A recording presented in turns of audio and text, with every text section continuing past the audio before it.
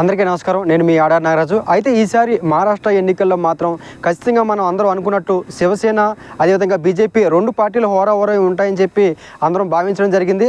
అయితే ఇప్పుడు ప్రస్తుతం వాతావరణం మనం గమనించినట్లయితే మాత్రం కాంగ్రెస్ బీజేపీ హోరాహోరీగా చాలా ఎక్కువ స్థానాలు కాంగ్రెస్ బీజేపీ హోరాహోరీగా తగ్గపోరుగా చాలా స్థానాలు ఉన్నట్టుగా మనకి సమాచారం అవుతుంది. అదేవిధంగా ఏదైతే మహారాష్ట్ర ఎన్నికల్లో చాలా కీలకంగా తీసుకున్న కాంగ్రెస్ పార్టీ, అదేవిధంగా చాలా కీలకంగా తీసుకున్న బీజేపీ పార్టీ, ఒకవైపు బీజేపీ పార్టీ శివసేన పార్టీ సంబంధించిన షిండే గారిని తన వైపు తిప్పుకొని రాజకీయం చేయడం జరిగింది. అదేవిధంగా ఏదైతే శివసేన పార్టీ ఉందో ఆ శివసేన పార్టీని ఉత్తమ్ ఠాక్రే గారిని కాంగ్రెస్ పార్టీ తన ఏదైతే కూటమిగా ఏర్పడి పరోక్షంగా పోరాటం చేయడం జరిగింది. అయితే మనం గమనించినట్లయితే మాత్రం మొదటి నుంచి శివసేనకు బీజేపీకి తగ్గపోరు ఉంటుందని మనం గమనించాం. కానీ ఇప్పుడు ఎన్నికల వాతావరణం చూసినట్లయితే మాత్రం ఇటు కాంగ్రెస్కు బీజేపీకి హోరాహోరీ ఉంది.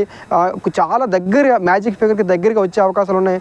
రెండు కూడా చాలా ఎక్కువ స్థానాలు అంటే చాలా వన్ సైడ్ అయ్యేలా కాకుండా దగ్గరగా తగ్గపోరుగా ఉండే అవకాశం ఉంది.